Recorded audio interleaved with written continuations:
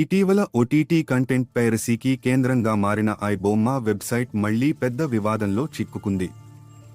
Cyber crime పోలీసులు ఈ సైట్పై దృష్టి పెట్టారు. ఐబొమ్మ తరఫున ఒక నోట్ విడుదలైంది.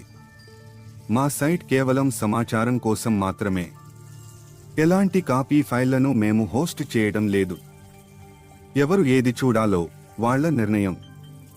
మా దగ్గర యూజర్ల వివరాలు లేవు, ఎవరి ఫోన్ నంబర్లు కూడా భద్రపరచం. ఏదైనా సమస్య వస్తే మేము బాధ్యత వహించం. మేము 5 కంటే ఎక్కువ దేశాల్లో యాక్టివ్గా ఉన్నాం. ఇండియా మొత్తం మీద మాకు సపోర్ట్ ఉంది. మమ్మల్ని ఎవరూ ఆపలేరు. ఉష్మా మాదిరి తగ్గేది లేదు అన్న సందేశాన్ని కూడా నోట్లో జోడించారు. కానీ సైబర్ క్రైమ్ పోలీసులు కఠిన చర్యలు తీసుకోవాలని నిర్ణయించారు. ఈ సైట్ వల్ల ఫిలిం ఇండస్ట్రీకి, ఓటీటీ ప్లాట్ఫామ్లకు భారీ నష్టం జరుగుతోందని అధికారులు చెబుతున్నారు. ఐబొమ్మ యాప్, వెబ్సైట్ను బ్లాక్ చేయడానికి చర్చలు జరుగుతున్నాయి. అసలు విషయం ఏమిటంటే, ప్రతి సినిమాకి టికెట్ రేట్లు పెంచేస్తే ప్రేక్షకులు తప్పనిసరిగా ఈ దారులు చూస్తారు.